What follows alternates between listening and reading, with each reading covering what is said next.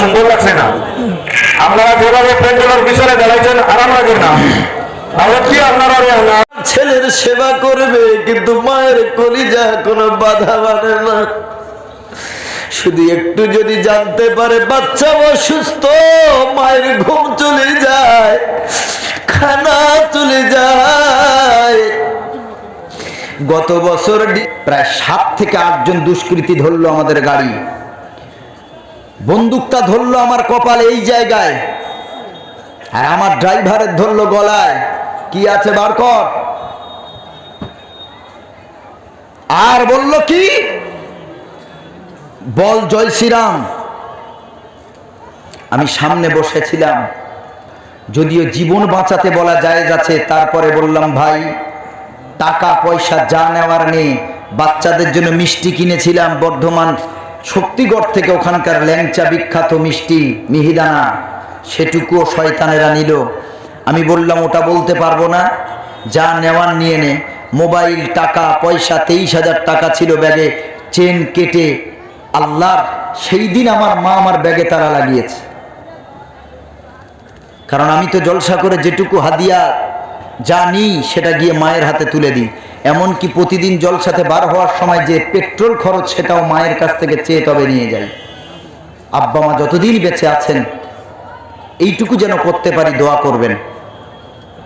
যা করি বাপ মার হাতে তুলে দিই। পুরো সংসারের দায়িত্ব, আমরা 2 ভাই, 2টো ওষুধের ফার্মেসি, যা পয়সা করি যা হয় সব বাপ মার হাতে। বাপ মা আমাদের কাছে চাইবে কেন? বয়স হয়ে গেছে, বলবে বাবা 100টা টাকা দে না, একটু পান খাবো, একটু চা খাবো। বাপ মা সন্তানের কাছে চাইতে পারে? ও বাবাজি, তাদের একটু লজ্জা লাগে যে আমার এখন বয়স হয়েছে, আমি কাজকর্ম করতে পারি না, সন্তানের ইনকামে আমি খাচ্ছি, কি করে চাই? বাপমার বিবেকে লাগে। বাপমা কোনোদিন চাইতে পারে না, চাইলেও দেখবেন মাথাটা নিচু করে কেমন যেন একটা মনটা ছোট্ট করে সন্তানের কাছে চায়। আহারে সন্তান, তোমার বাপমা তোমার কাছে চাইবে কেন? না চাইতে হাতে তুলে দাও।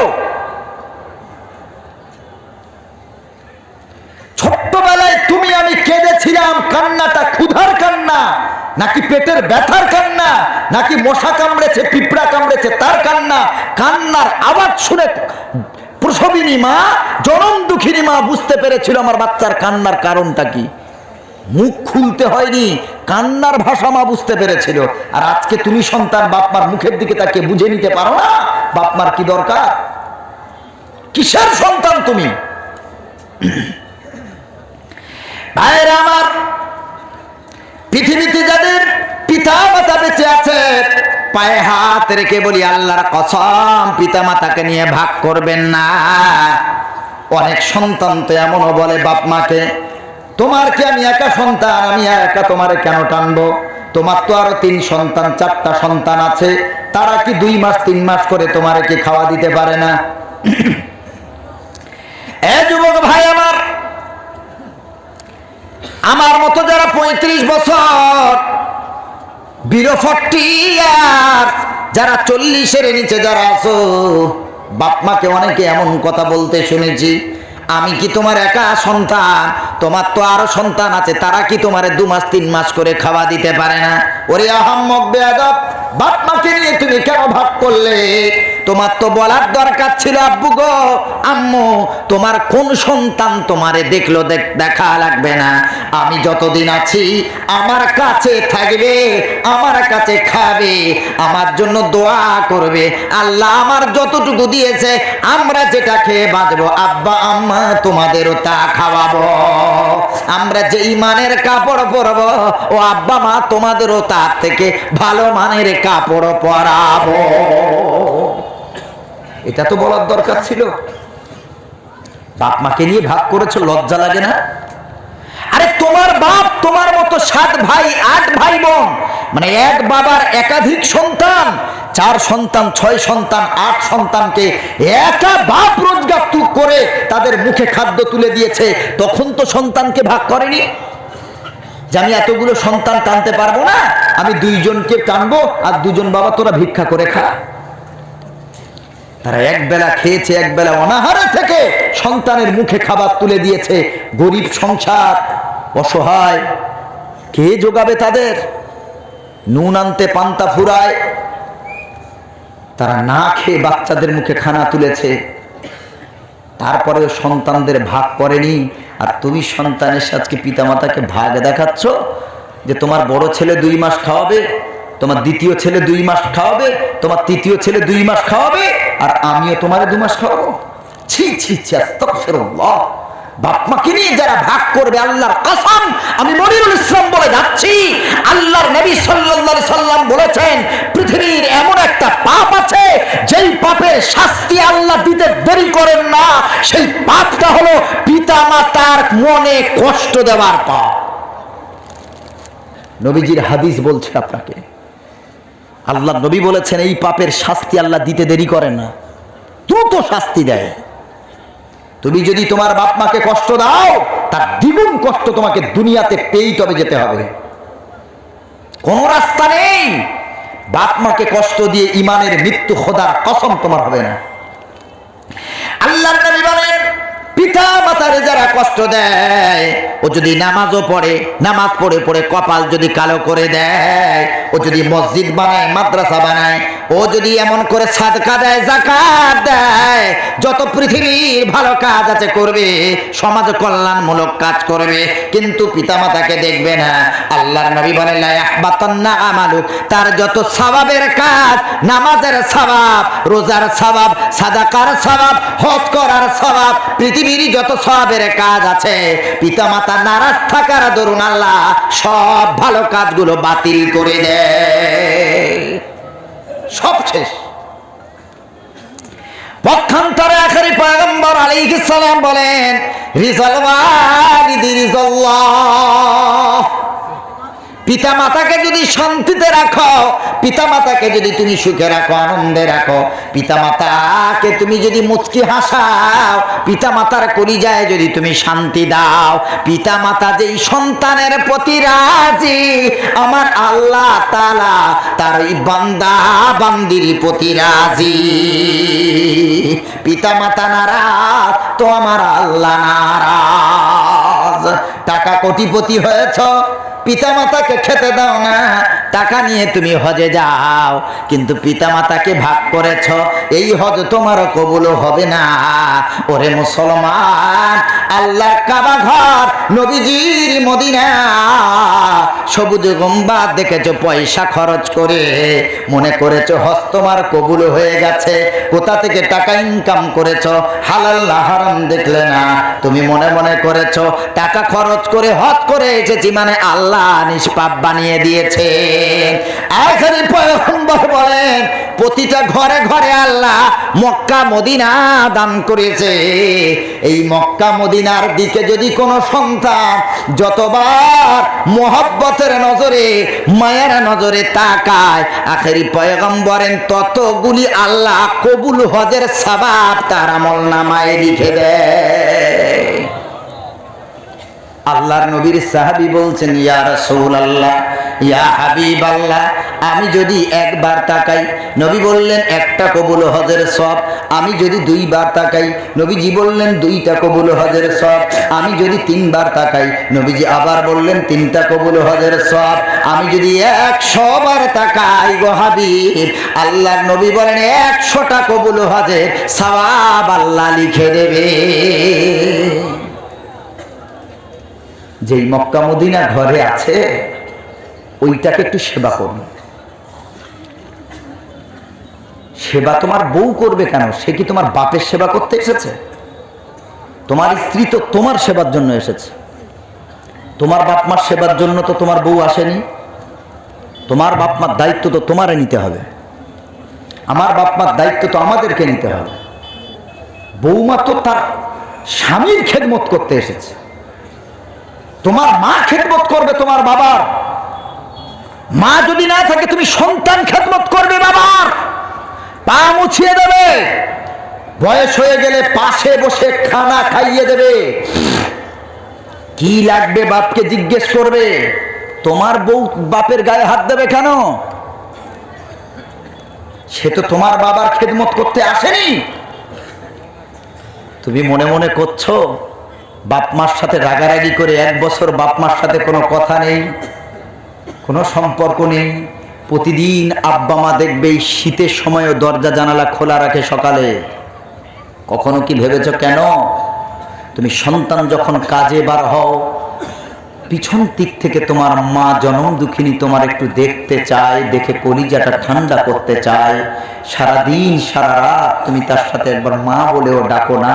আহারে মুসলমান, মা কিছুই চায় না, সন্তানের মুখে মা ডাকতেই মা সব থেকে বেশি পছন্দ করে। মায়ের কাছে সব থেকে শান্তির আওয়াজ হলো মা, আম্মু জান। সন্তান যখন মাকে মা বলে ডাকে, মায়ের কঠিন হৃদয়টাও আল্লাহ নরম করে দেন। কঠিন হৃদয় আল্লাহ নরম করে দেন। মা বাপকে কষ্ট দেবেন না, জীবনে কষ্ট দেবেন না মা বাপকে। মায়ের কাছে দোয়া নিন। বিদেশে বিরাজ্যে যখন সন্তান মারা যায়, পশু পাখি না জানিতে আগে জানে তার মা। মায়ের কলিজা আল্লাহ সন্তানের সাথে এমন ফিট করে দেন, সন্তানের কোনো বিপদ হলে আল্লাহ মায়ের কলিজাকে জানিয়ে দেয়। ওরে মুসলমান, কত সন্তান বিদেশে কাজ করতে গেছে, কত মায়ের সন্তান বিরাজ্যে কাজ করতে গেছে। সন্তানের কষ্ট, মা বালিশে মাথা দিয়ে ঝরঝর করে কাঁদে। সন্তান ফোন করে বলেছে, মা গো আমার জ্বর হয়েছে, মা আমার কষ্ট হয়, খানা খেতে পারি না। সন্তানের একটা কলেই মায়ের ঘুম চলে গেছে, খানা চলে গেছে, বিছানায় শুয়ে আছে। স্বামী এসেছে কাজ করে, স্বামীকে স্ত্রী খানা খাইয়ে দিয়েছে, খানা রেডি। স্বামী বলছে, ওগো তুমি কি খানা খেয়েছো? বলছে না, আমার পেটে ক্ষুধা নাই, আমি খানা খাবো না। স্বামী দেখলো বিবির মনটা বড় খারাপ, বিবি খানা খায় না। কি হয়েছে রে বিবি? বাপের বাড়ি কি যাওয়ার মন হয়? যদি ইচ্ছা হয় তো 2-1 দিন ঘুরে আসো, মনটা ভালো লাগবে। বলো গো বিবি, আমি কি তোমার কোনো দিক দিয়ে কষ্টে রেখেছি? যদি তোমার কোনো কষ্ট হয় আমারে বলতে পারো, তোমার কষ্ট দূর করার চেষ্টা করব। রাত্রেবেলা স্বামী বিবির হাত ধরে বারবার জিজ্ঞেস করে, বিবি রে মনটা কেন খারাপ? স্বামী একটু পাশ ঘুরিয়ে শুয়েছে, হঠাৎ করে বিবি ডুকরে ডুকরে ডুকরে ডুকরে কান্না করে। বিবিকে কাছে টেনে বলে, কান্নার কারণ কি রে? বিবি স্বামীর হাতটা ধরে বলে, শোনো, আজকে আমার কলিজার টুকরা একটা ফোন দিয়ে বলেছে তার নাকি অনেক জ্বর, শরীরটা বড় খারাপ। আমার চিন্তা হয় আমি মা যদি ওর কাছে থাকতাম, ওর কপালে আমি জলপট্টি করে দিতাম, কাপড় ভিজিয়ে দিতাম। আমার সন্তানের কাছে তার বিবিও নাই, আমার সন্তানের কাছে আমি প্রসবিনী মা নাই। আমার বড় চিন্তা, 2 পয়সা রোজগারের জন্য আমাদের ভালো খাওয়াবে, একটু ভালো জায়গায় রাখবে বলে সন্তানটা বাইরে চলে গেছে। বছরের পর বছর তারে আমি দেখতে পাই না। আমার বড় চিন্তা হয় গো স্বামী, আমার সন্তানের বিমার, আমার সন্তানটা কেমন আছে, আমার বড় চিন্তা হয়। জ্বর অবস্থায়ও খেতেও পারে না, সময় মতো কেউ রে ওষুধ খাওয়াবে, কেউ একটু গা হাত পা টিপে দেবে, কেউ ওর মাথাটা একটু টিপে দেবে। আমার বড় চিন্তা হয়, আমি তো ওকে জন্ম দিয়েছি, আমি তো 10 মাস আমার পেটে ভরে জায়গা দিয়েছিলাম, তাই আমার মায়া, আমার কষ্টটা বেশি হয়ে গো স্বামী। আমি খানা খাবো না, আমাকে ক্ষমা করে দাও। আমার সন্তান এই শরীর অসুস্থ অবস্থায় খানা খায় না, তাই আমিও খাবো না। আমাকে একটু সন্তানের কষ্ট বুঝতে দাও। ও মুসলমান বাবাজি, যারা বাইরে পড়ে আছে তাদের মা বাবার কত কষ্ট, তাদের বাচ্চাদের কত কষ্ট। তারা মাসের পর মাস, বছরের পর বছর কলিজার টুকরাকে তারা কাছে পায় না, কোলে নিয়ে একটু আদর করতে পারে না, একটু চুমা দিতে পারে না, আদর করতে পারে না। ভিডিও কল যখন করে বাচ্চা তার আব্বুর সাথে কথা বলে, আব্বার মুখটা দেখে বাচ্চা কান্না করে, আব্বু তুমি কবে আসবে? আব্বু তুমি আমার জন্য খেলনা আনবে গো? আব্বু তুমি আমার জন্য এটা ওটা আনবে। ফোনের মাধ্যমে আব্বাকে চুমা দেয়, আব্বু তার বাচ্চাকে ফোনের মাধ্যমে চুমা দেয়। আব্বু হঠাৎ করে বাচ্চার সাথে ভিডিও কলে কথা বলতে বলতে চোখ মুছে গো। স্বামীর এই দৃশ্য দেখে বিবিও কাঁদে, মুখ তুলে কথা বলার মতো আর যেন সাহস পায় না। বিবি কান্না ঠেকাতে পারে না, মুখটা নিচের দিকে করে বলে, স্বামীর তুমি কেঁদো না, তুমি একা বাইরে পড়ে আছো, তোমার বিবি আমি তোমার বাচ্চা এখানে তোমার ছাড়া পড়ে আছি, তুমি এমন করে কেঁদো না, তোমার কান্না সহ্য করতে পারি না। বাচ্চা ওর আব্বার কান্না দেখে ও কাঁদে, ওর বাবার কলিজাটা ফেটে যায়। কলিজার টুকরা মাসুম বাচ্চা মোবাইলে ভিডিও কলের মাধ্যমে আব্বু আব্বু করে কত ডাকে, মোবাইলে কত চুমা দেয়, বাবার কলিজায় কষ্ট হয়। মনে হয় দৌড় দিয়ে বাচ্চাটার একটু কোলে নিয়ে একটু আদর করে কলিজাটা ঠান্ডা করি। ওরে মুসলমান বাবাজি, যারা বাইরে পড়ে আছে দুটো পয়সার জন্য, তাদের জীবনটা কত কষ্টময়। কাছে মা নাই, কাছে বিবি নাই, কাছে বাচ্চা নাই। আমার একজন বেটি, আমার ফুপুর ছেলে 2 বছর আগে ওই কেরালা রাজ্যে কাজ করত, ওখানে মারা গেল। 2 দিন পর লাশটা এলো ঘরে। ছেলেটা গেল বাইরে সুস্থ অবস্থায়, 2 দিন পর এমন করে প্রায় 7-8 মাস পর মৃত লাশটা মায়ের কোলে ফিরে এলো। মা বাবার কলিজায় প্রতি মুহূর্ত কষ্ট হয়, আমার বাচ্চা কেমন আছে। নিজের দেশে থাকার স্বাধীনতা আলাদা, আর পরের দেশে থাকার স্বাধীনতা আর এক। পরের দেশে থাকতে গেলে আমাদের ছোট হয়ে থাকতে হয়, নিজের দেশে থাকতে হলে আমরা অনেক সাহসের সাথে দেশে থাকতে পারি। ওরে মুসলমান বাবাজি, এই পৃথিবীর বুকে যারা আব্বা নাই মা নাই, এই ময়দানে কতজন বসে আছে, জনম দুঃখিনী মা দুনিয়া থেকে বিদায় নিয়েছে গো। কতজনের আব্বা বিদায় নিয়ে চলে গেছে।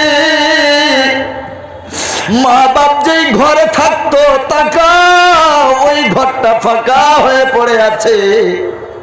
ওই ঘরের দিকে যতবার তাকাবে আব্বা মায়ের কথা মনে পড়বে, কিন্তু আব্বা কেউ পাবে না, মা কেউ পাবে না। টেনশনে পড়ে থাকলে মা সান্ত্বনা দেয়, বাবা টেনশন করিস না, আমি তোর মা আছি।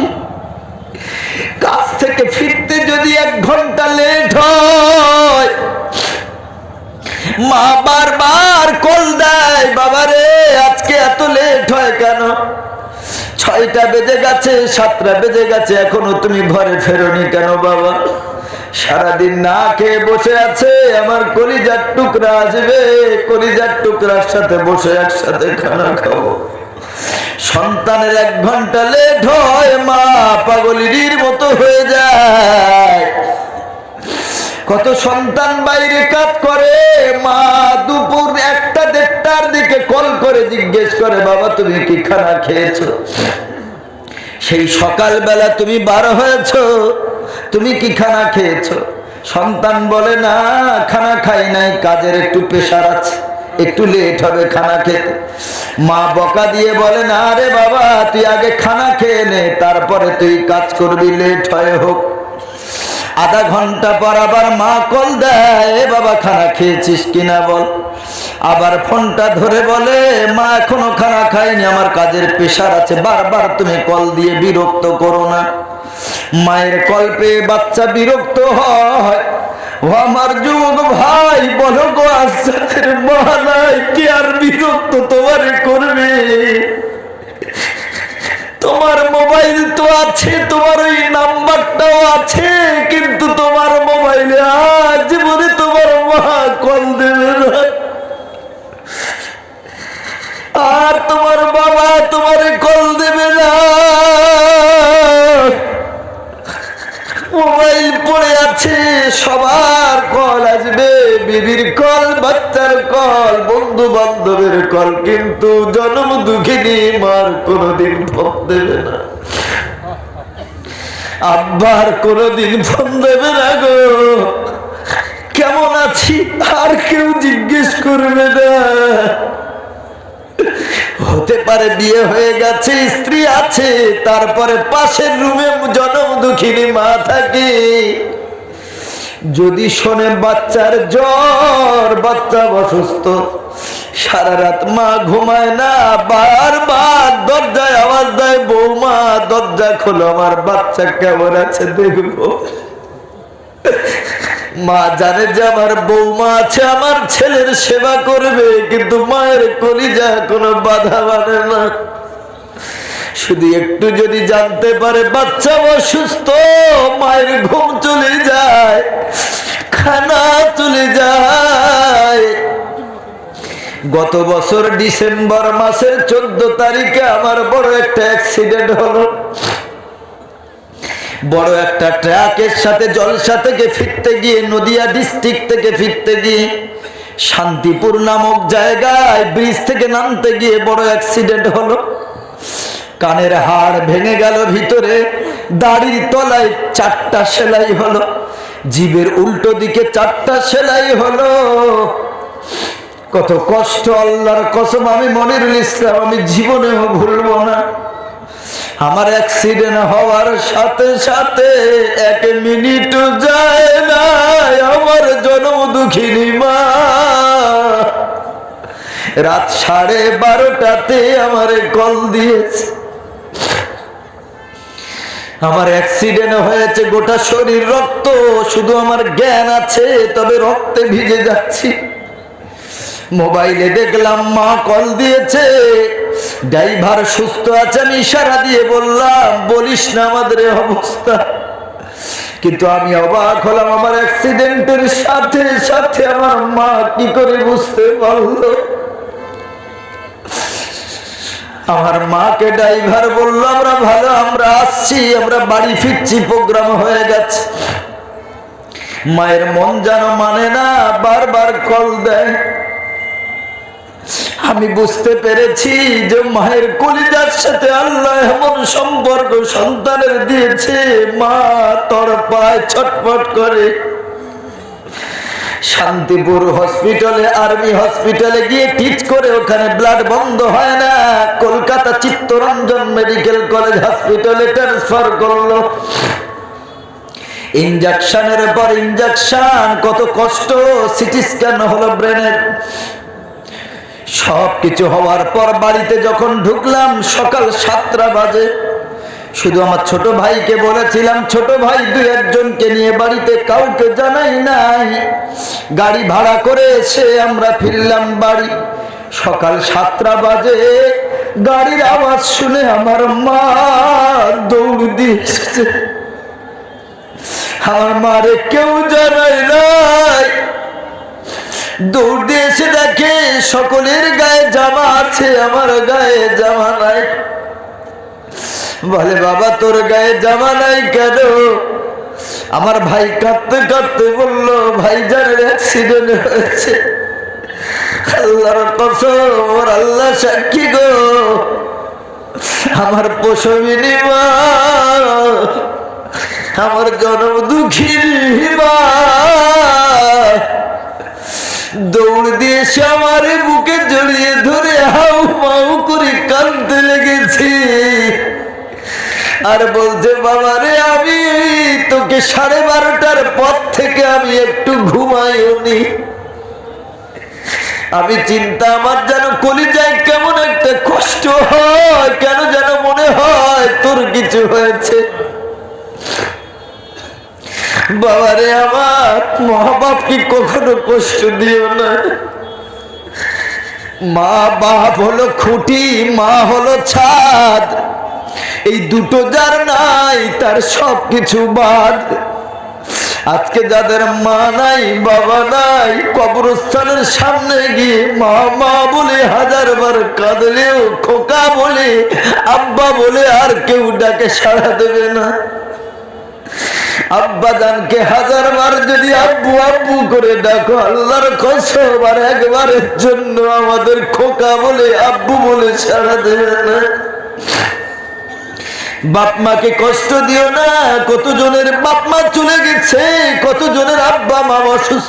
সেই আব্দুল্লাহ আমির আলীর কবর আজও শিয়ালদা স্টেশনের, সাউথের কথা বলছি, শিয়ালদার পরে পার্ক সার্কাস বলে একটা স্টেশন আছে, ওই পার্ক সার্কাসের 3 নম্বর গোবরায় আজও 2 ভাইয়ের জোড়া কবর বিদ্যমান।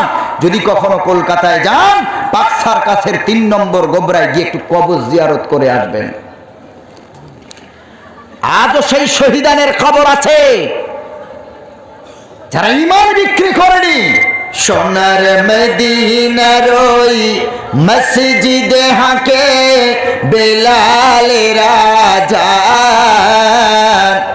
না হাকিলে বেলাল ফজর রাজান হতো না সকাল। সুবহানাল্লাহ।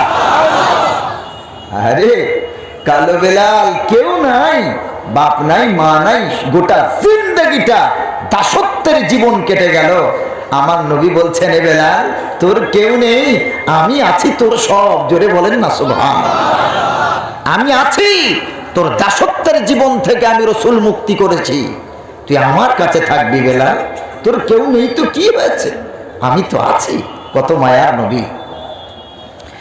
ভাইয়ের আমার, কালো বলে কি তাই বলে বল, আদর নেই কোমর, দেখলে আমায় সবাই হাসে বন্ধ করে দোর। কালোকে কেউ আদর করে না, কেউ মায়া করে না, ফর্সাকে সবাই কাছে ডাকে, কাছে বসতে চায়, খানা খাওয়াতে চায়। তাই কবি বলছে, কালো বলে কি তাই বলে বল, আদর নেই কোমর, আর দেখলে আমায় সবাই হাসে বন্ধ করে দোর।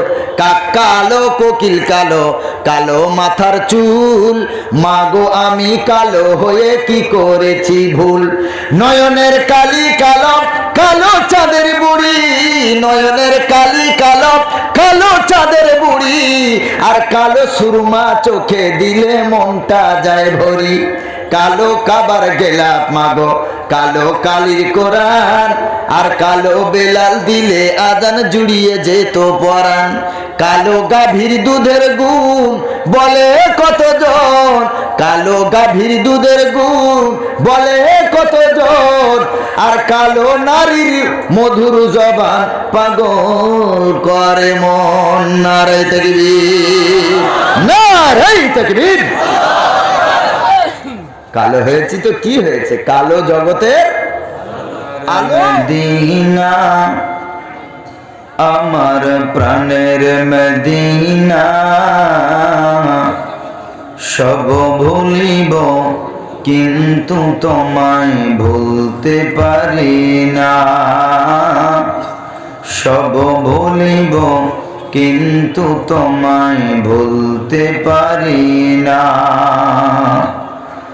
ভুলিনি ভুলব না, ভুলতে পারি না, ভুলিনি ভুলব না, ভুলতে পারি না, সব ভুলিব কিন্তু তোমায় ভুলতে পারি না, সব ভুলিব কিন্তু তোমায় ভুলতে পারি না।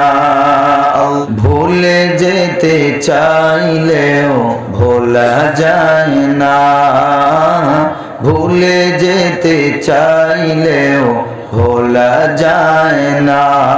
আমার জান মদিনা, আমার প্রাণ মদিনা, আমার জান মদিনা, আমার প্রাণ মদিনা, ভুলে যেতে চাইলেও ভোলা যায় না, ভুলে যেতে চাইলেও ভোলা যায় না।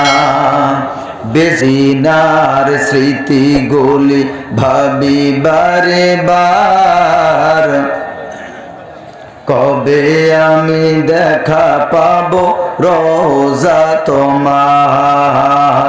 মদিনার স্মৃতি গুলি ভাবি বারে বার, কবে আমি দেখা পাবো রোজা তোমার।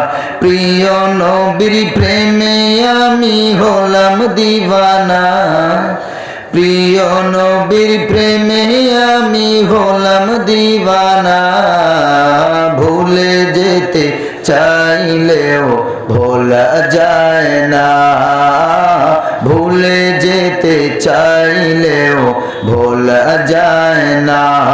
আমার জান মদিনা, আমার প্রাণ মদিনা, আমার জান মদিনা, আমার প্রাণ মদিনা, ভুলে যেতে চাইলেও ভোলা যায় না, ভুলে যেতে চাইলেও ভোলা যায় না।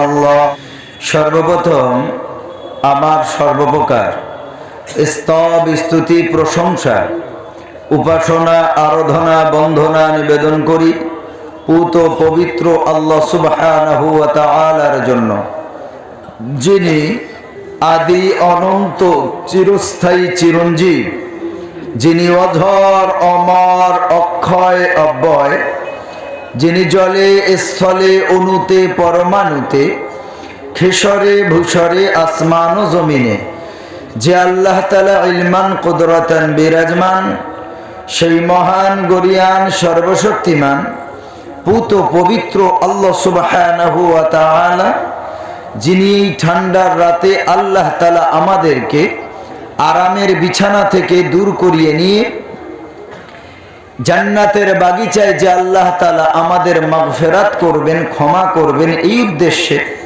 আমাদেরকে এখানে হাজির করিয়েছেন। সেই আল্লাহর গোলাম বা বান্দা হিসেবে আমরা তার প্রশংসা করি, আমরা তার আনুগত্য করি, সকলে বলি আলহামদুলিল্লাহ। তারপরে জানাই শতকোটি দরুদ ও সালাম বর্ষিত হোক আকায়ে নামদার তাজদারে মদিনা আহমদ মুস্তফা মা আমিনার লাল মরুর দুলাল মদিনার ভাস্কর রহমতুল্লিল আলামিন সৈয়দুল মুরসালিন খাতামুন নবিয়্যিন শাফিউল মুজনিবিন, যিনি জাতির ধারক, জাতির বাহক, জাতির কর্ণধর, জাতির মাথার মুকুট, নয়নের মণি, সেই জনাবে মুহাম্মদ সাল্লাল্লাহু আলাইহি ওয়াসাল্লামের রওজা মুবারকে আল্লাহ তাআলা আমাদের মতো গুনাহগার পাপিষ্ঠ বান্দা বান্দির পক্ষ থেকে দরুদ ও সালামের ধারা পাক নবীর নিকট আল্লাহ বর্ষণ করুন বা নিবেদন করুন। সকলে প্রাণ খুলে বলুন আল্লাহুম্মা আমিন।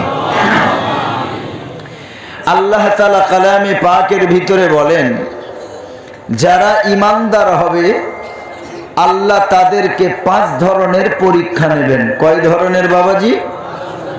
মনে রাখবেন, 5 ধরনের পরীক্ষা ঈমানদারদেরকে আল্লাহ দেবেন। আর পরীক্ষা আল্লাহ তো আমাদের হায়াত মৌতরা দিয়েছেন পরীক্ষা নেওয়ার জন্য।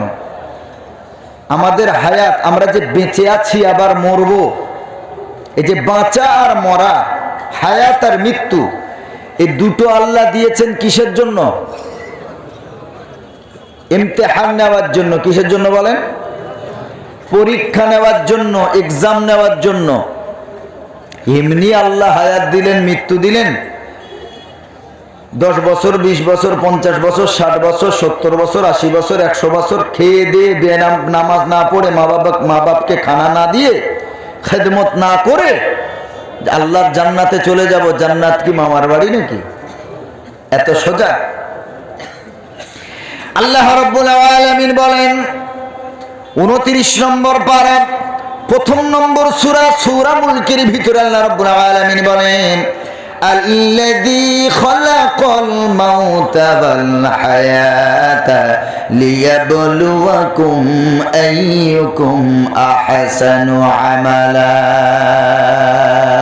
আল্লাহ রাব্বুল আলামিন বলেন, বান্দারে আমি আল্লাহ হায়াত কেন দিলাম, মৃত্যু কেন দিলাম? কখনো কি তুমি ভেবে দেখেছো এমন একটা সময় তোমার নড়ার ক্ষমতা ছিল না, চড়ার ক্ষমতা ছিল না, কান্নার ক্ষমতা ছিল না, তুমি কোনো উল্লেখযোগ্য বস্তু তুমি ছিলে না দুনিয়াতে। আমি আল্লাহ তোমারে কিভাবে আনলাম? ইয়াখরুজু মিন বাইনিস সুলবি ওয়াত তারাইব ইন্নাহু আলা রাজইহি লাকাদির। পারা নাম্বার 30, সূরার নাম সূরা তারিক। সূরা তারিকের ভিতরে আল্লাহ রাব্বুল আলামিন বলেন, বাবার পৃষ্ঠ মেরুদণ্ডের হাড় থেকে আর মায়ের বক্ষস্থলের মাঝখান থেকে আল্লাহ রাব্বুল আলামিন আমাদেরকে আনলেন, আমাদেরকে ধীরে ধীরে অস্তিত্ব দিলেন। সবেগে ডিম্বাণু আর শুক্রাণু, বাবার শুক্র মায়ের ডিম্ব সবেগে স্খলিত হলো। তারপর আল্লাহ রাব্বুল আলামিন ওই এক ফোঁটা শুক্র আর এক ফোঁটা ডিম্বকে আল্লাহ এক জায়গায় মিশিয়ে দিলেন।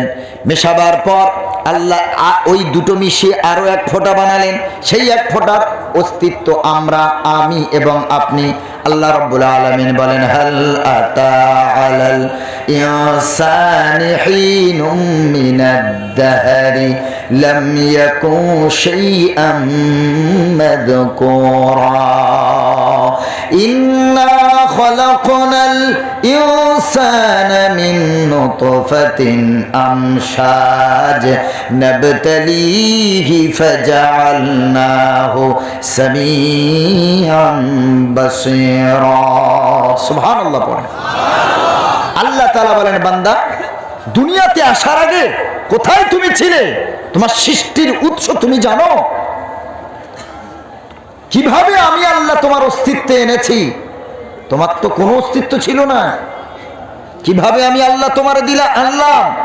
হাল আতা আলাল ইনসান, মানুষ কি জানে না মানুষের উপরে কি হিনুম মিনাদ দাহর, এমন একটা সময় কি অতিবাহিত হয়নি? আল্লাহ প্রশ্ন করছেন, হাল আতা আলাল ইনসানি হিনুম মিনাদ দাহর, মানুষের উপর দিয়ে এমন একটা সময় কি অতিবাহিত হয়নি? লাম ইয়াকুন শাইআম মাযকুরা, যে সময় সে কোনো উল্লেখযোগ্য বস্তুই ছিল না। আল্লাহ তাআলা বলেন, এমন একটা সময় তোমার কোনো অস্তিত্ব ছিল না, আমি আল্লাহ তোমার অস্তিত্ব দিলাম। কিভাবে দিলাম? আল্লাহ রাব্বুল আলামিন বলছেন, ইন্না খলাকনাল ইনসানা মিন নুতফাতিন আমশাজ। আল্লাহ তাআলা বলেন, আমি মানব গোষ্ঠীকে সৃষ্টি করেছি মিন নুতফাতিন আমশাজ, সংমিশ্রিত এক ফোঁটা ডিম্ব এবং শুক্র দিয়ে। জোরে বলেন সুবহানাল্লাহ। এক ফোঁটা লিকুইড দিয়ে আল্লাহ তাআলা বলেন, তা দিয়ে তোমাদের অস্তিত্বে আনলাম। রব্বুল আলামিন, আল্লাহ রব্বুল আলামিন বলেন, আমি তোমাকে ধীরে ধীরে কিভাবে আনলাম? 17 নম্বর পারা, সূরার নাম সূরা হজ। আল্লাহ রব্বুল আলামিন বলেন, এ মানব সকল, তোমরা কি কিয়ামতকে বিশ্বাস করো না? কিয়ামতের ব্যাপারে কি তোমাদের সন্দেহ থাকে? যদি তোমরা কিয়ামতের ব্যাপারে সন্দিহান হও, সন্দেহ যদি থাকে, তাহলে তোমার অতীতকে নিয়ে তুমি একটু ভাবো। কি তুমি ছিলে? কিভাবে তোমাকে আনলাম?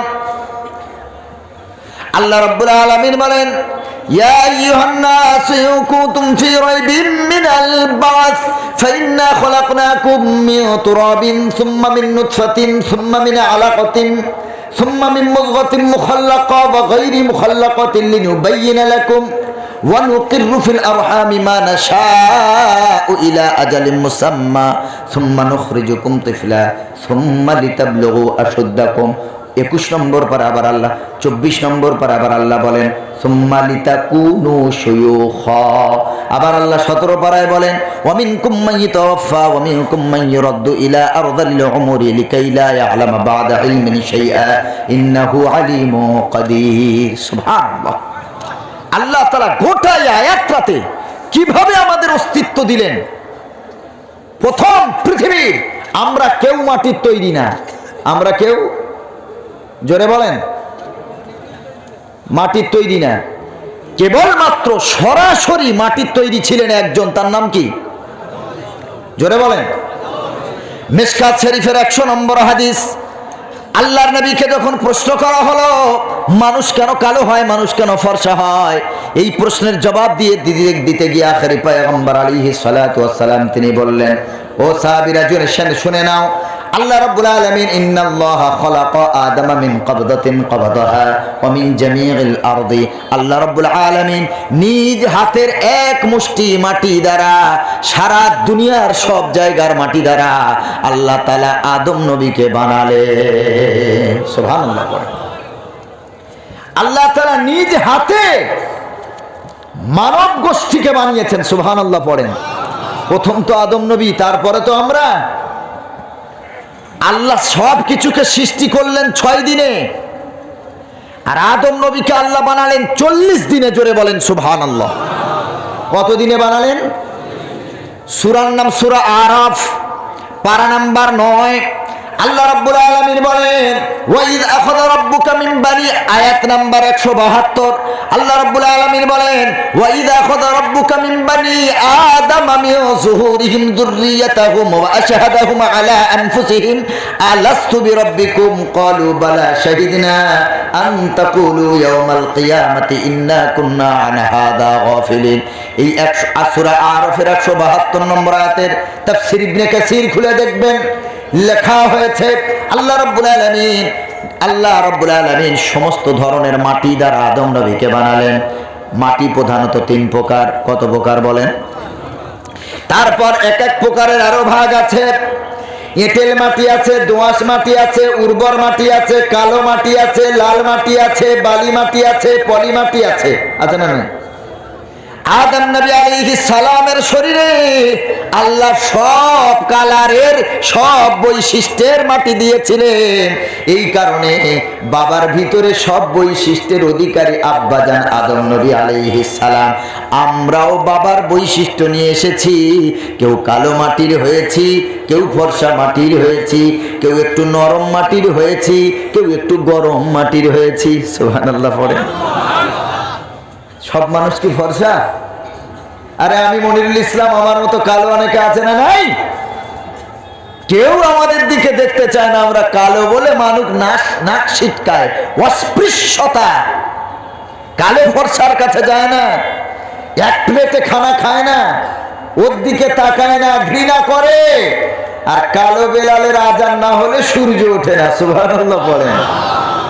সোনার মদিনার ওই মসজিদে হাকে বেলালের আজান, না হাকিলে বেলাল ফজরের আজান হতো না সকাল। সুবহানাল্লাহ। আরে কালো বেলাল কেউ নাই, বাপ নাই, মা নাই, গোটা জিন্দেগিটা দাসত্বের জীবন কেটে গেল। আমার নবী বলছেন, এ বেলাল তোর কেউ নেই, আমি আছি তোর সব। জোরে বলেন না সুবহানাল্লাহ। আমি আছি, তোর দাসত্বের জীবন থেকে আমি রাসূল মুক্তি করেছি, তুই আমার কাছে থাকবি বেলাল। তোর কেউ নেই তো কি হয়েছে, আমি তো আছি। কত মায়ার নবী।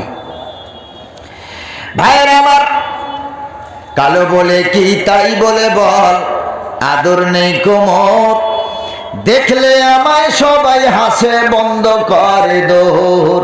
কালোকে কেউ আদর করে না, কেউ মায়া করে না। ফর্সাকে সবাই কাছে ডাকে, কাছে বসতে চায়, খানা খাওয়াতে চায়। তাই কবি বলছে, কালো বলে কি তাই বলে বল, আদর নেই কোমর, আর দেখলে আমায় সবাই হাসে বন্ধ করে দোর। কালো কোকিল কালো, কালো মাথার চুল, মাগো আমি কালো হয়ে কি করেছি ভুল। নয়নের কালি কালো, কালো চাঁদের বুড়ি, নয়নের কালি কালো, কালো চাঁদের বুড়ি, আর কালো সুরমা চোখে দিলে মনটা যায় ভরি।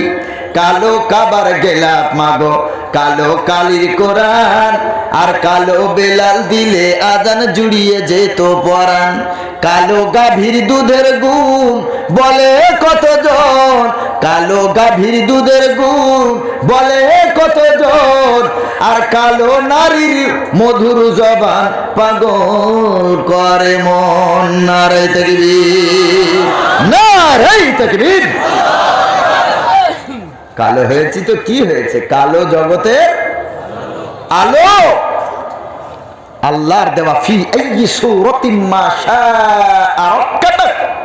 আল্লাহ নিজের ইচ্ছা মতো আমাদের রূপ দান করেছেন। সুবহানাল্লাহ পড়েন। হুয়াল্লাযী ইউসাব্বিরুকুম ফিল আরহামি কাইফা ইয়াশা।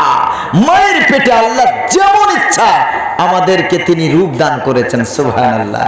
এক মায়ের গর্ভে একাধিক সন্তান, সকলের দেখতে এক হয় না, আলাদা হয়? সুবহানাল্লাহ। এক মায়ের পেটের 5 ভাই 5 বোন, কারোর কণ্ঠস্বরের সাথে কারোর কণ্ঠস্বর মেলে, কারোর রূপের সাথে কারোর রূপ মেলে, কারোর কালারের সাথে কারোর কালার মেলে। সুবহানাল্লাহ, সুবহানাল্লাহ, সুবহানাল্লাহ। একটাই তো ফ্যাক্টরি, একটাই তো বাপ, একটাই তো মা। সন্তান এত ভিন্ন ধরনের কি করে হয়? এটাই তো আমার আল্লাহর ক্ষমতা। অনেক নাস্তিক তারা আল্লাহকে চিনতে পারে না। এই জন্য আল্লাহর ওলিগণ বলতেন, হাদিস কোরআন নয়, আল্লাহর ওলিগণ বলতেন যে নিজেকে চিনতে পারলো সে আমার আল্লাহর পরিচয় পেল। সুবহানাল্লাহ পড়ে। আল্লাহর ওলিগণদের কথা, মান আরাফা নাফসা ফাকাদ আরাফা রাব্বা। তুমি নিজের শরীরের দিকে তাকাও যে আমার আল্লাহ হাতটা কি সুন্দর করে তৈরি করেছেন, চোখটা কি সুন্দর করে বানিয়েছেন, ঠোঁটটা কি সুন্দর করে বানিয়েছেন।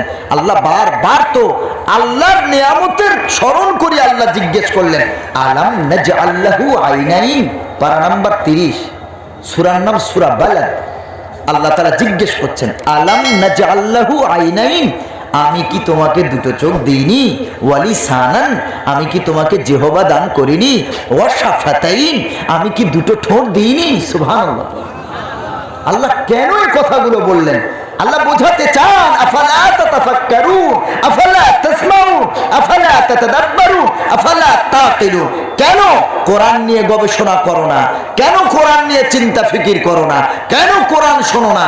কোরআন এমন একটা মহাদরিয়া, ইলমের জ্ঞানের এমন সমুদ্র, এতে ডুব দেওয়া যায়, তলা খুঁজে পাওয়া যায় না। ডুব দেবেন, উঠতে আর পারবেন না। ইলমের কোনো শেষ নাই। জোরে বলেন সুবহানাল্লাহ। এর নাম কোরআন।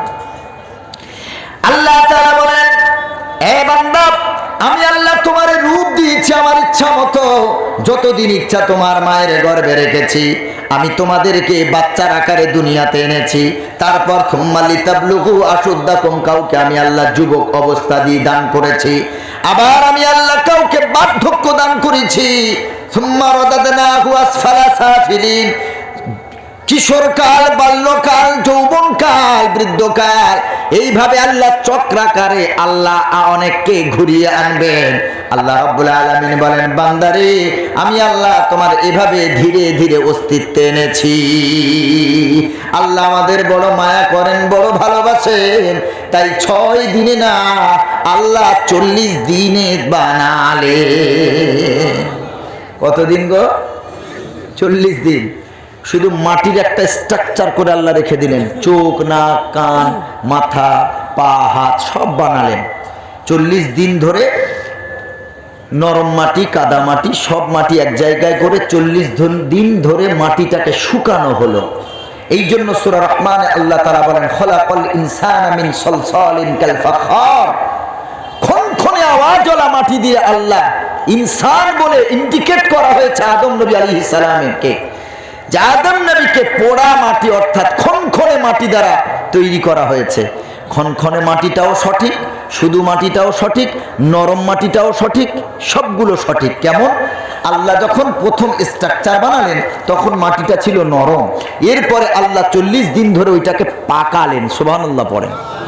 এখন যদি আপনাকে জিজ্ঞেস করা হয় বিরিয়ানি কিসে হয়, আপনি বলবেন আলু দিতে হয়, গোস্ত দিতে হয়, ঘি দিতে হয়, আতর দিতে হয়, চাল থাকে, লবণ থাকে, জলপাই থাকে, আরো অনেক কিছু মশলাপাতি থাকে। সবগুলো মিলিয়ে একটা নাম হয়, তার নাম বিরিয়ানি। সবগুলো মিলিয়ে কি নাম? বিরিয়ানি। আর ওতে আলুও আছে, চালও আছে, গোস্তও আছে, মশলাও আছে, সবগুলো মিলিয়ে একটা নাম বিরিয়ানি। কেউ বলতে পারে বিরিয়ানি আলু দিয়ে হয়, কেউ বলতে পারে বিরিয়ানি গোস্ত দিয়ে হয়, কেউ বলতে পারে বিরিয়ানি তৈরি করতে গেলে ঘি বা ডালডার প্রয়োজন হয়। বলতে পারেন সবগুলোই সঠিক, সবগুলো মিলিয়ে একটা নাম, তার নাম হলো বিরিয়ানি। আদম নবীকে আল্লাহ সব ধরনের মাটি দিয়ে বানালেন। কেউ বলতে পারেন কালো মাটি, কেউ সাদা মাটি, কেউ নোনা মাটি, কেউ মিষ্টি মাটি, কেউ এঁটেল মাটি, কেউ দোআঁশ মাটি, সবগুলো মিলিয়ে একটাই নাম, তার নাম ইনসান। তার নাম কি? কথা কি ক্লিয়ার নাকি ভেজাল আছে? আলহামদুলিল্লাহ। তাহলে একমাত্র আল্লাহ তাআলা আদম নবীকে সরাসরি মাটি দ্বারা বানালেন। আর আমরা কিসের? মিন নুতফা, এক ফোঁটা পানি, এক ফোঁটা কি? শুক্র এবং ডিম্বর সংমিশ্রণ, যেটার ব্যাখ্যা আল্লাহ করেছেন 29 নম্বর পারা সূরা দাহারের 1 নম্বর আয়াত থেকে শুরু। মিন নুতফাতিন আমশাজ, ডিম্ব শুক্রকে আল্লাহ এভাবে ঘেঁটে দিয়েছেন, মিক্স করেছেন। তারপরে আমাদের আল্লাহ ধীরে ধীরে অস্তিত্ব, এবার সূরা হজের ওই আয়াতগুলো পড়বেন, অস্তিত্ব পেয়ে যাবেন। আমি বোঝাতে চেয়েছিলাম যেটা, সবগুলো আল্লাহ বানিয়ে যেখানেই আল্লাহ বলেছেন সেখানে আল্লাহ পরীক্ষার কথাটা বলেছেন। কিসের কথা বলেছেন?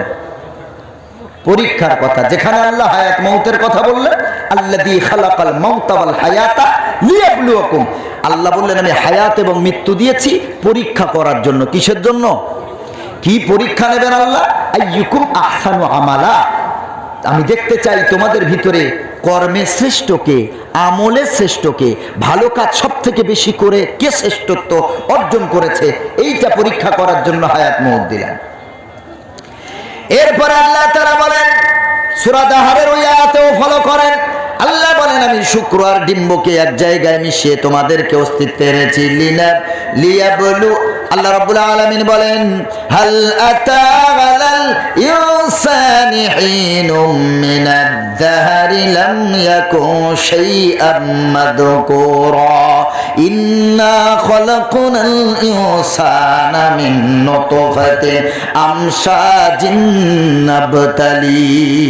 সুবহানাল্লাহ। বলেন এখানেও আল্লাহ তাআলা বললেন 29 পারা সূরা দাহারের 1 আয়াত থেকে শুরু, আল্লাহ তাআলা বলছেন নাবতালি, পরীক্ষা করার জন্য। কিসের জন্য বলেন? তোমাদের যে আমি ডিম্ব শুক্রকে এক জায়গায় মিশিয়ে অস্তিত্বে আনছি ধীরে ধীরে, পরীক্ষা করব তাই। ইন্না জাআলনাহু ফাজআলনাহু সামিআন বাসীরা, আল্লাহ তাআলা বলেন আমি আল্লাহ তোমাদেরকে সর্বপ্রথম শ্রবণ ক্ষমতা দান করলাম, তারপরে দৃষ্টি ক্ষমতা, দর্শন ক্ষমতা দান করলাম। সুবহানাল্লাহ। পড়েন কোরআন বলছে মায়ের পেটের বাচ্চা সর্বপ্রথম শুনতে পায়। সর্বপ্রথম কি পায়? কোরআন বিজ্ঞান দেখেন, আর বিজ্ঞানও বলছে মায়ের পেটের বাচ্চা 26 সপ্তাহে শুনতে পায়। জোরে বলেন সুবহানাল্লাহ। কত সপ্তাহে?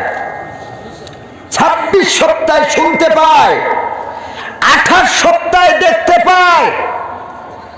বিজ্ঞানও যেটা স্বীকার করলো যে মায়ের পেটের বাচ্চা সর্বপ্রথম শুনতে পায়, তারপরে দেখার ক্ষমতা পায়। কোরআন তো 1500 বছর আগে থিওরি পেশ করে গেছে। কোরআন বলেছেন ফাজআলনাহু সামিআন বাসীরা, আল্লাহ প্রথম সামিয়ে কথা বললেন, তারপর বাসীর বললেন। আল্লাহ বলেন মায়ের পেটের বাচ্চা সর্বপ্রথম শুনতে পায়, তারপরে দর্শন অনুভূতি পায়। জোরে বলেন সুবহানাল্লাহ। বিজ্ঞান কোরআনের কাছে মাথা নত করতে বাধ্য হয়েছে। এর নাম এলেম, এর নাম কোরআনের শিক্ষা। ভাইরা আমার, আল্লাহ রাব্বুল আলামিন বলেন আমি আল্লাহ তোমাদের দুনিয়াতে পাঠালাম পরীক্ষা করার জন্য। এমনিতে তোমাদের জীবনটা বেলাল্লাপনায় কাটাবার জন্য আমি আল্লাহ দুনিয়াতে পাঠাই নাই।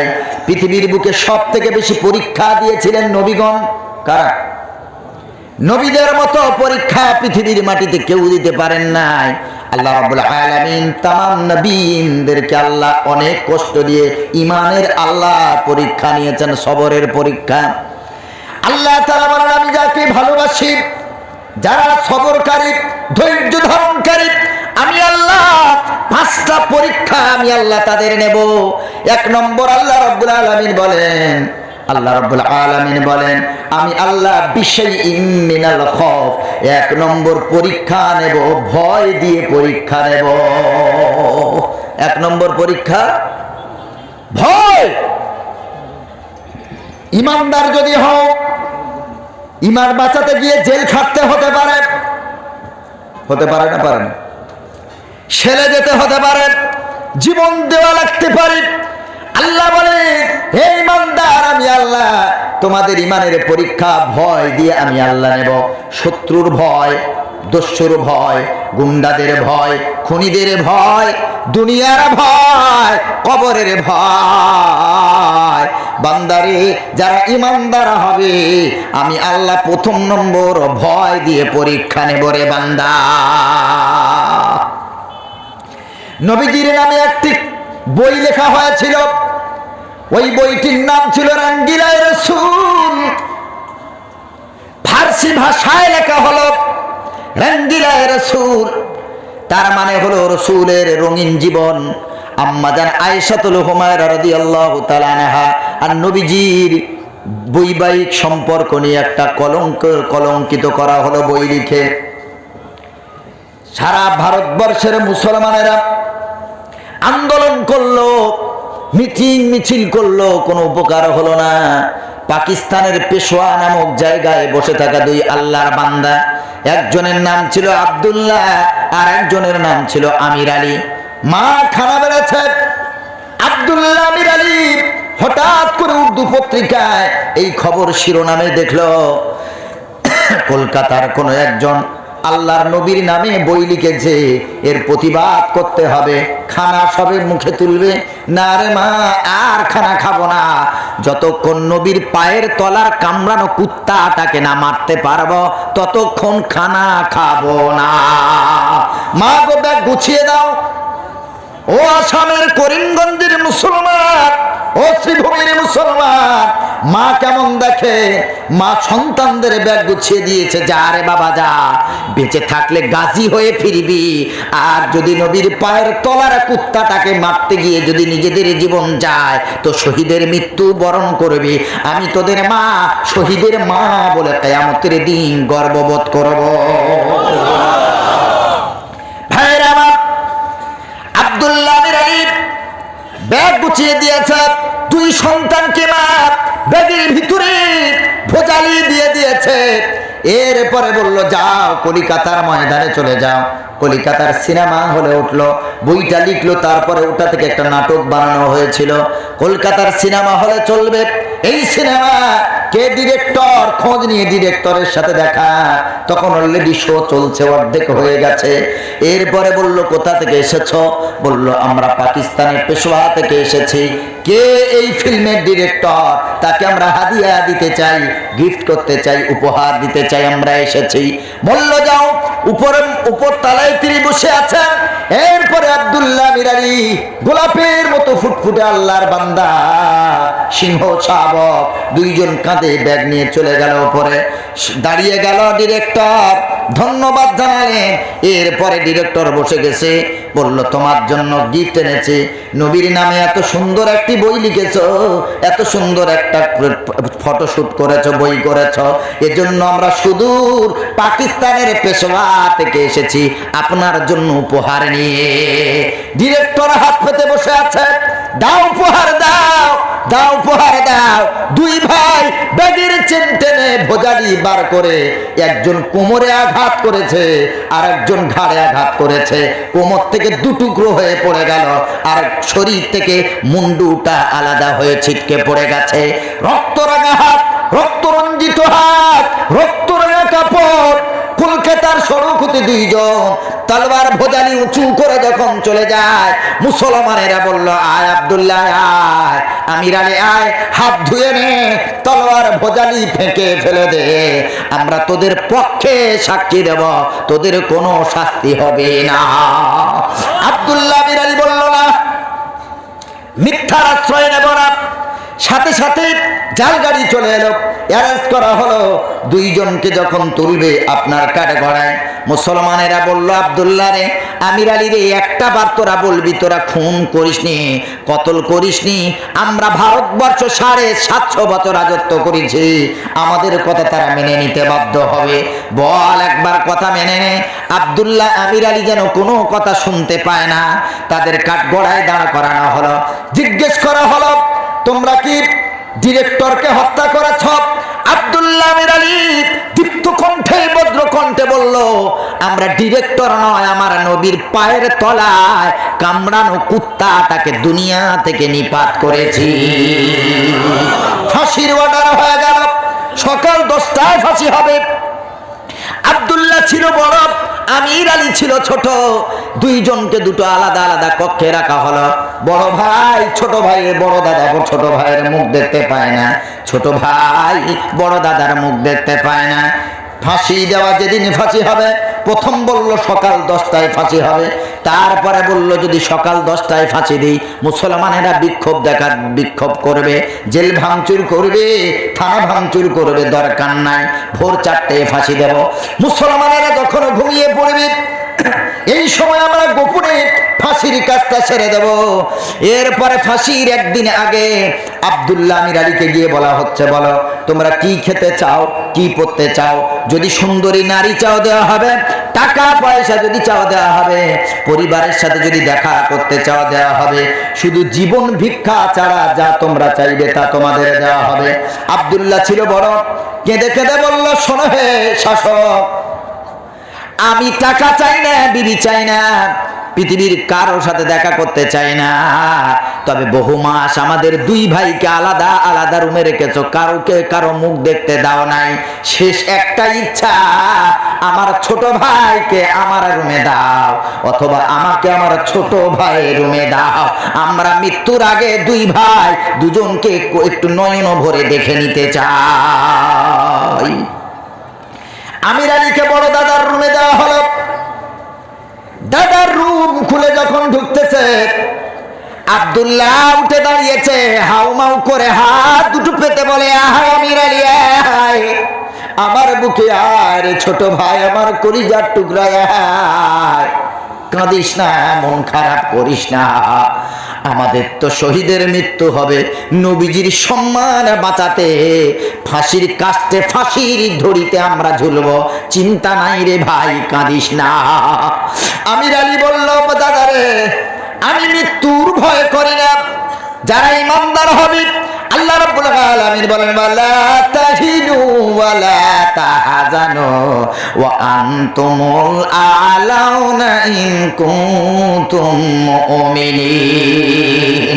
আল্লাহ তাআলা বলেন, যদি ইমানদার হও তোমার কোনো চিন্তা নাই, ভয় নাই, আমি আল্লাহ ইমানদারদের বিজয় দান করব।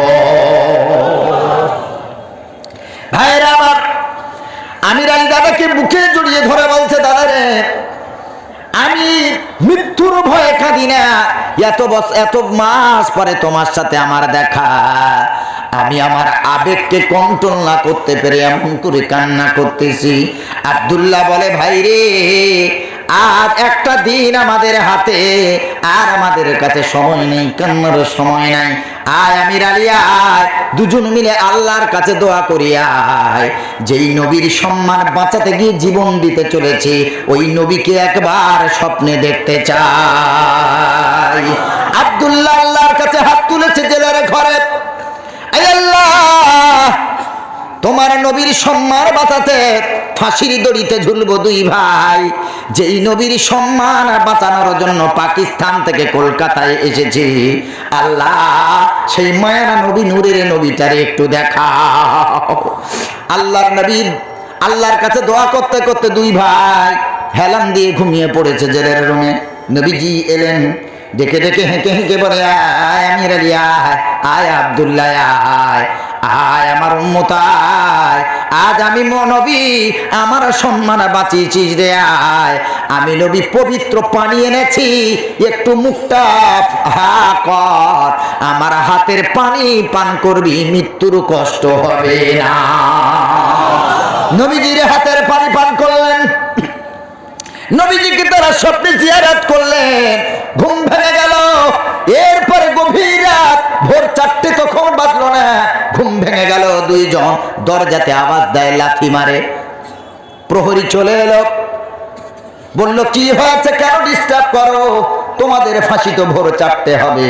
বলল, না না না, এই গভীর রাতে আমাদের ফাঁসি দিয়ে দাও, যতক্ষণ ফাঁসি দেরি হয়ে যাবে ততক্ষণ আমার আল্লাহ এবং আল্লাহ রসুলের দিদার দেরি হয়ে যাবে। গভীর রাতে দুইজনকে ফাঁসি দেওয়া হলো। আল্লাহ নবীর সম্মানের জন্য নিজের জীবন দিয়ে দিয়েছে তারা, তারপরেও তারা বাতিলের কাছে মাথা নত করে না। মুসলমান বাবাজি, আমি বলতে চেয়েছি ইমানদার যারা হবে আল্লাহ তাদের ভয় দিয়ে পরীক্ষা নেবে। হতে পারে জেল খাটতে, হতে পারে তুমি কোনো অপরাধ করনি, তারপরে তুমি আসামি হয়ে যাবে। আল্লাহর কাছে তুমি সাহায্য চাও। আল্লাহ রাব্বুল আলামিন বলেন ওয়াস্তাগীনু বিসসবরি ওয়াসসালাহ, আল্লাহর কাছে নামাজ এবং ধৈর্যের মাধ্যমে আল্লাহর কাছে তুমি মাদদ চাও। নামাজ ধৈর্যের মাধ্যমে আল্লাহর কাছে সাহায্য চাও। সেই আব্দুল্লাহ আমির আলীর কবর আজও শিয়ালদা স্টেশনের, সাউথের কথা বলছি, শিয়ালদার পরে পার্ক সার্কাস বলে একটা স্টেশন আছে, ওই পার্ক সার্কাসের 3 নম্বর গোবরায় আজও 2 ভাইয়ের জোড়া কবর বিদ্যমান। যদি কখনো কলকাতায় যান, পার্ক সার্কাসের 3 নম্বর গোবরায় গিয়ে একটু কবর জিয়ারত করে আসবেন। আজও সেই শহীদানের কবর আছে, যারা ঈমান বিক্রি করেনি, ভয় পায়নি, ভয় পেয়ে বাতিলের কাছে ঈমান বিক্রি করেনি। অথচ আল্লাহর নবী সাল্লাল্লাহু আলাইহি সাল্লাম বলেন ইন্না বাইনা ইয়াদাইস সাআতি ফিতানান কাআন্নাহা কিতাউল লাইলিল মুসলিম ইউসবিহু রাজুলু ফিহা মুমিনান ওয়া ইউমসি কাফিরান। আল্লাহর নবী বলছেন কিয়ামতের আগে এমন একটা ফিতনা, রাতের ঘন কালো অন্ধকারের মতো এমন একটা ফিতনার যুগ আসবে, এমন একটা ফিতনা আসবে, ইউসবিহু রাজুলু ফিহা মুমিনান ওয়া ইউমসি কাফিরান। একজন বান্দা সকালে থাকবে ঈমানদার, সন্ধ্যায় হবে বেঈমান। কিয়ামতের আগে সন্ধ্যায় থাকবে ঈমানদার, সকালে হবে বেঈমান, আবার সকালে থাকবে ঈমানদার, সন্ধ্যায় হবে বেঈমান। ওয়ায়াবিউ ফিহা আকওয়ামুন দীনাহুম বিআরাদিন মিনাদ দুনিয়া। আল্লাহর নবী সাল্লাল্লাহু আলাইহি সাল্লাম বলেন কিয়ামতের আগে বহু মুসলমানেরা তারা তাদের ধর্মকে পয়সার কাছে, পৃথিবীর স্বার্থের কাছে বিক্রি করে দেবে। আবু দাউদের হাদিস, আল্লাহ নবী বলছেন একটু ভিন্ন শব্দে ওয়ায়াবিউ ফিহা আখলাকাহুম বিআরাদিন মিনাদ দুনিয়া। তারা তাদের চরিত্রকে বিক্রি করে দেবে পৃথিবীর স্বার্থের কাছে, পয়সার কাছে চরিত্র বিক্রি করে দেবে, ঈমান বিক্রি করে দেবে। 2 বছর আগে আমাদের ওইদিকে একটা বীরভূম বলে ডিস্ট্রিক্ট আছে, জেলা, ওখান থেকে জলসা করে ফিরছি, সিঙ্গুর বলে একটা জায়গা আছে, বর্ধমান ছেড়ে এসে ওখানে প্রায় 7 থেকে 8 জন দুষ্কৃতী ধরলো আমাদের গাড়ি। বন্দুকটা ধরলো আমার কপালে এই জায়গায়, আর আমার ড্রাইভারের ধরলো গলায়, কি আছে বার কর, আর বলল কি, বল জয় শ্রীরাম। আমি সামনে বসেছিলাম, যদিও জীবন বাঁচাতে বলা জায়েজ আছে, তারপরে বললাম ভাই টাকা পয়সা যা নেওয়ার নেই, বাচ্চাদের জন্য মিষ্টি কিনেছিলাম বর্ধমান শক্তিগড় থেকে, ওখানকার ল্যাংচা বিখ্যাত মিষ্টি মিহিদানা, সেটুকুও শয়তানেরা নিল। আমি বললাম ওটা বলতে পারবো না, যা নেওয়ার নিয়ে নে। মোবাইল, টাকা পয়সা 23,000 টাকা ছিল ব্যাগে, চেন কেটে আল্লাহর সেই দিন আমার মা আমার ব্যাগে তারা লাগিয়েছে। কারণ আমি তো জলসা করে যেটুকু হাদিয়া যা নিই সেটা গিয়ে মায়ের হাতে তুলে দিই। এমনকি প্রতিদিন জলসাতে বার হওয়ার সময় যে পেট্রোল খরচ সেটাও মায়ের কাছ থেকে চেয়ে তবে নিয়ে যাই। আব্বা মা যতদিন বেঁচে আছেন এইটুকু যেন করতে পারি, দোয়া করবেন। যা করি বাপ মার হাতে তুলে দিই। পুরো সংসারের দায়িত্ব, আমরা 2 ভাই, 2টো ওষুধের ফার্মেসি, যা পয়সা করি যা হয় সব বাপ মার হাতে। বাপ মা আমাদের কাছে চাইবে কেন? বয়স হয়ে গেছে, বলবে বাবা 100টা টাকা দে না, একটু পান খাবো, একটু চা খাবো। বাপ মা সন্তানের কাছে চাইতে পারে? ও বাবাজি, তাদের একটু লজ্জা লাগে যে আমার এখন বয়স হয়েছে, আমি কাজকর্ম করতে পারি না, সন্তানের ইনকামে আমি খাচ্ছি, কি করে চাই? বাপমার বিবেকে লাগে, বাপমা কোনোদিন চাইতে পারে না, চাইলেও দেখবেন মাথাটা নিচু করে কেমন যেন একটা মনটা ছোট্ট করে সন্তানের কাছে চায়। আহারে সন্তান, তোমার বাপমা তোমার কাছে চাইবে কেন? না চাইতে হাতে তুলে দাও। ছোট্টবেলায় তুমি আমি কেঁদেছিলাম, কান্নাটা ক্ষুধার কান্না নাকি পেটের ব্যথার কান্না নাকি মশা কামড়েছে পিঁপড়া কামড়েছে তার কান্না? কান্নার আওয়াজ শুনে প্রসবিনী মা, জনম দুঃখিনী মা বুঝতে পেরেছিল আমার বাচ্চার কান্নার কারণটা কি। মুখ খুলতে হয়নি, কান্নার ভাষা মা বুঝতে পেরেছিল। আর আজকে তুমি সন্তান বাপমার মুখের দিকে তাকে বুঝে নিতে পারো না বাপমার কি দরকার? কিসের সন্তান তুমি?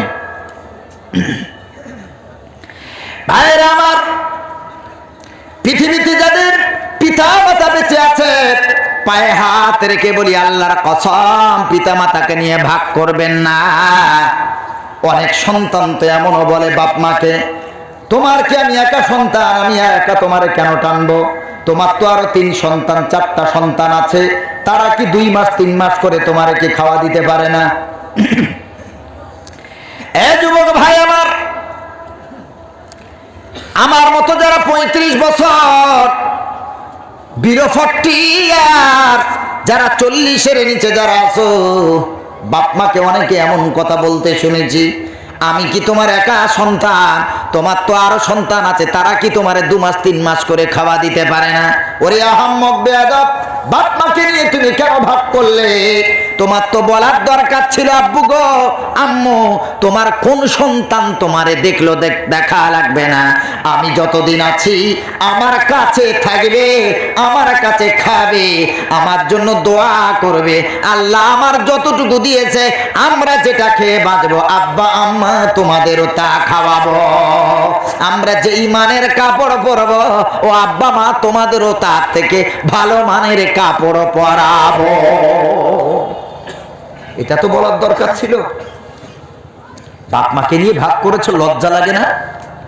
আরে তোমার বাপ তোমার মতো 7 ভাই 8 ভাই বোন, মানে এক বাবার একাধিক সন্তান, 4 সন্তান 6 সন্তান 8 সন্তানকে একা বাপ রোজগার করে তাদের মুখে খাদ্য তুলে দিয়েছে, তখন তো সন্তানকে ভাগ করেনি যে আমি এতগুলো সন্তান টানতে পারবো না, আমি 2 জনকে টানবো আর 2 জন বাবা তোরা ভিক্ষা করে খা।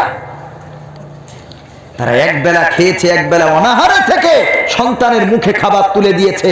গরিব সংসার, অসহায়, কে যোগাবে তাদের? নুন আনতে পান্তা ফুরায়, তারা না খেয়ে বাচ্চাদের মুখে খানা তুলেছে, তারপরে সন্তানদের ভাগ করেনি। আর তুমি সন্তানের সাথে পিতামাতাকে ভাগ দেখাচ্ছ যে তোমার বড় ছেলে 2 মাস খাওয়াবে, তোমার দ্বিতীয় ছেলে 2 মাস খাওয়াবে, তোমার তৃতীয় ছেলে 2 মাস খাওয়াবে, আর আমিও তোমারে 2 মাস খাওয়াবো। ছি ছি ছি, আস্তাগফিরুল্লাহ। বাপ মাকে নিয়ে যারা ভাগ করবে, আল্লাহর কসম আমি মনিরুল ইসলাম বলে যাচ্ছি, আল্লাহর নবী সাল্লাল্লাহু আলাইহি সাল্লাম বলেছেন পৃথিবীর এমন একটা পাপ আছে যেই পাপের শাস্তি আল্লাহ দিতে দেরি করেন না, সেই পাপটা হলো পিতামাতার মনে কষ্ট দেওয়ার পাপ।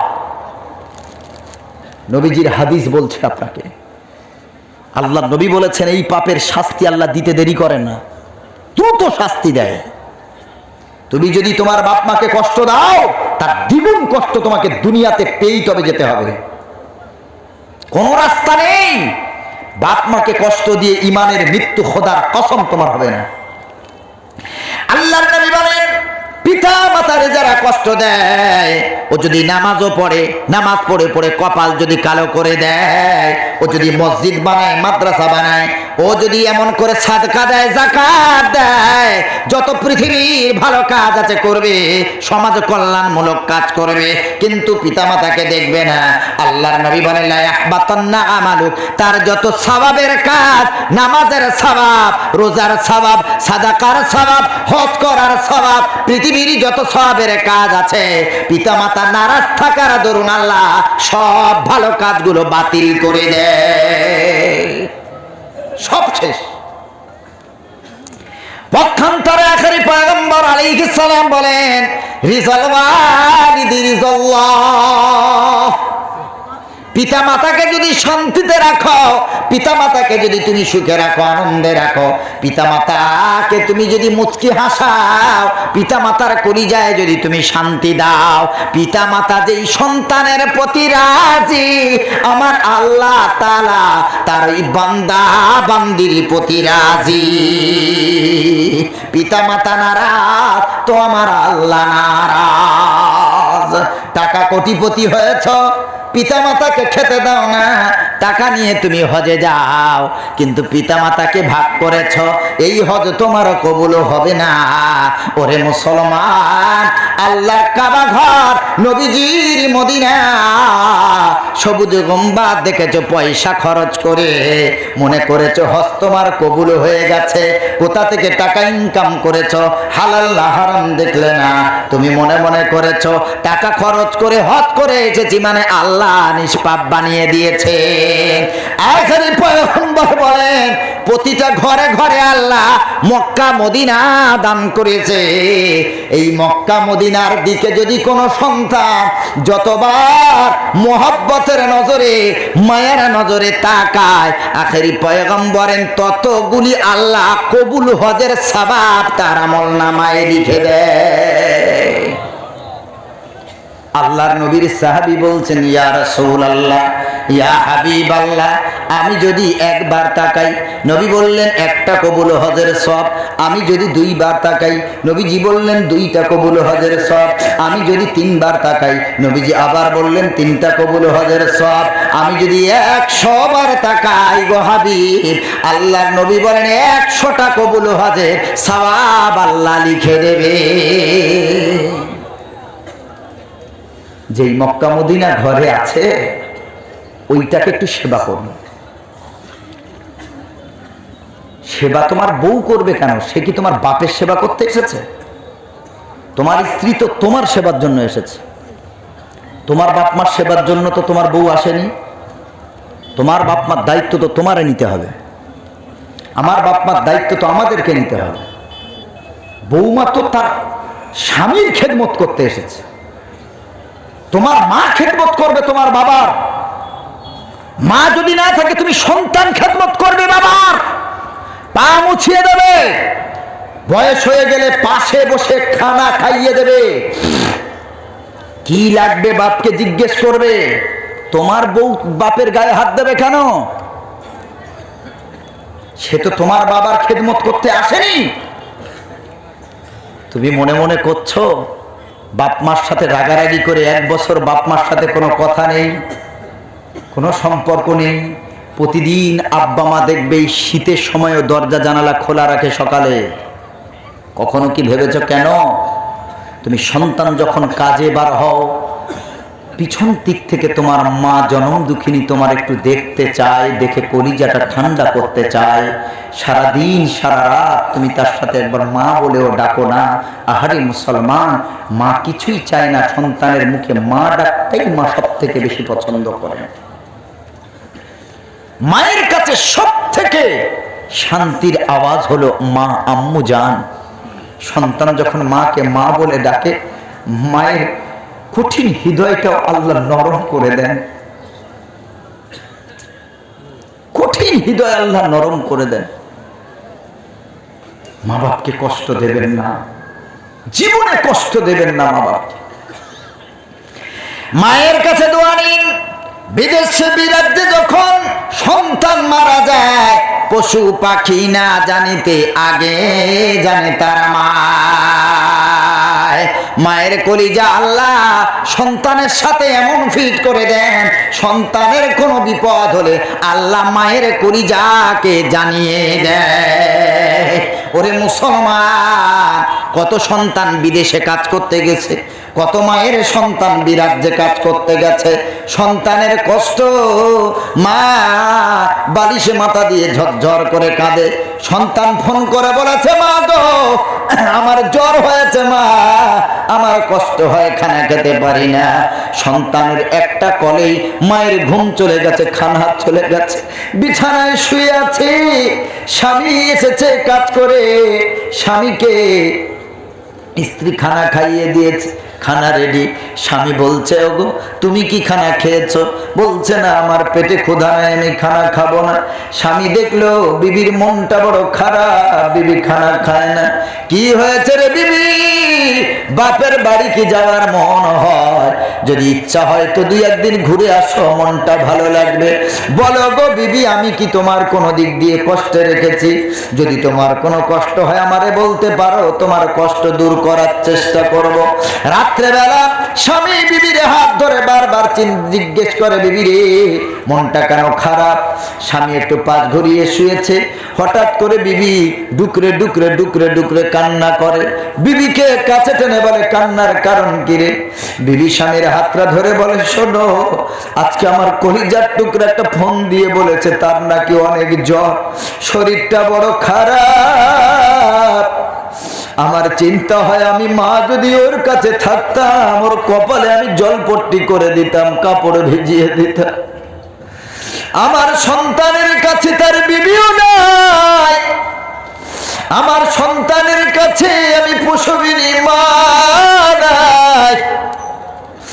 আমার বড় চিন্তা, 2 পয়সা রোজগারের জন্য আমাদের ভালো খাওয়াবে, একটু ভালো জায়গায় রাখবে বলে সন্তানটা বাইরে চলে গেছে। বছরের পর বছর তারে আমি দেখতে পাই না। আমার বড় চিন্তা হয় গো স্বামী, আমার সন্তানের বিমার, আমার সন্তানটা কেমন আছে, আমার বড় চিন্তা হয়।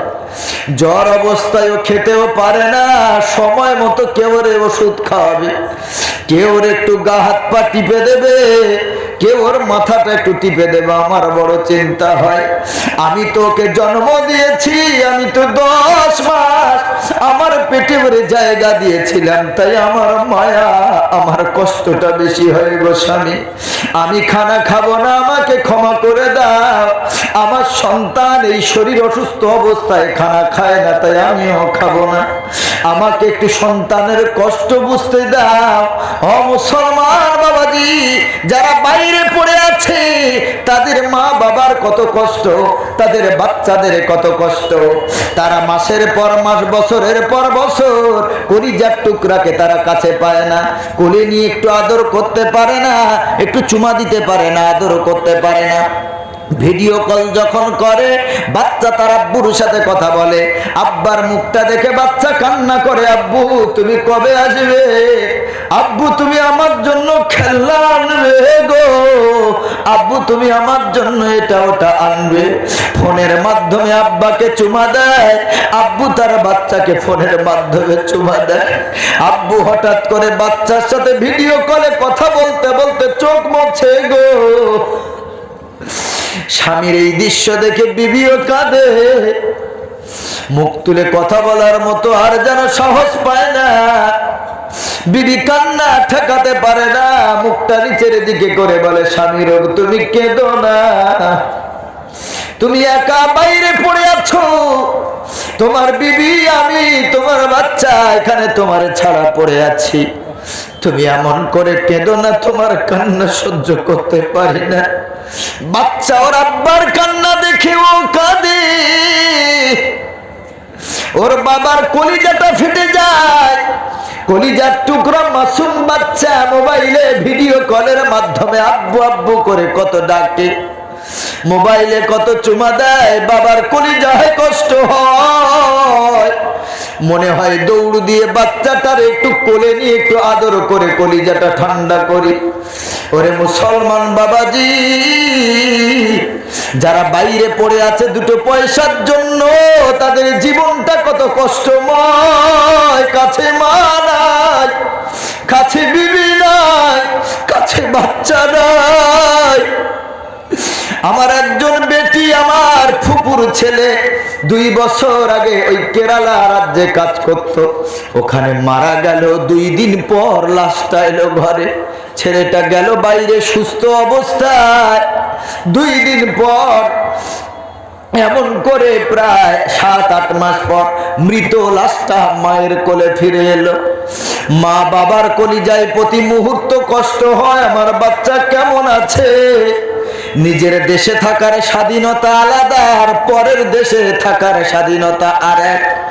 পরের দেশে থাকতে গেলে আমাদের ছোট হয়ে থাকতে হয়, নিজের দেশে থাকতে হলে আমরা অনেক সাহসের সাথে দেশে থাকতে পারি। ওরে মুসলমান বাবাজি, এই পৃথিবীর বুকে যারা আব্বা নাই মা নাই, এই ময়দানে কতজন বসে আছে, জনম দুঃখিনী মা দুনিয়া থেকে বিদায় নিয়েছে গো, কতজনের আব্বা বিদায় নিয়ে চলে গেছে। মা বাপ যেই ঘরে থাকতো তাকাও, ওই ঘরটা ফাঁকা হয়ে পড়ে আছে। ওই ঘরের দিকে যতবার তাকাবে আব্বা মায়ের কথা মনে পড়বে, কিন্তু আব্বা কেউ পাবে না, মা কেউ পাবে না।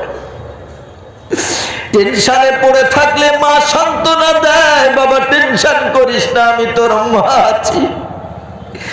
কাজ থেকে ফিরতে যদি 1 ঘন্টা লেট হয়, মা বারবার কল দেয়, বাবারে আজকে এত লেট হয় কেন?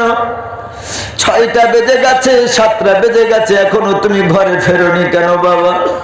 সারাদিন না খেয়ে বসে আছে, আমার কলিজার টুকরা আসবে, কলিজার টুকরার সাথে বসে একসাথে খানা খাবো।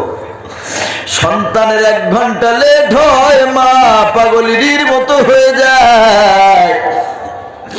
কত সন্তান বাইরে কাজ করে, মা দুপুর 1টা-1:30টার দিকে কল করে জিজ্ঞেস করে, বাবা তুমি কি খানা খেয়েছো?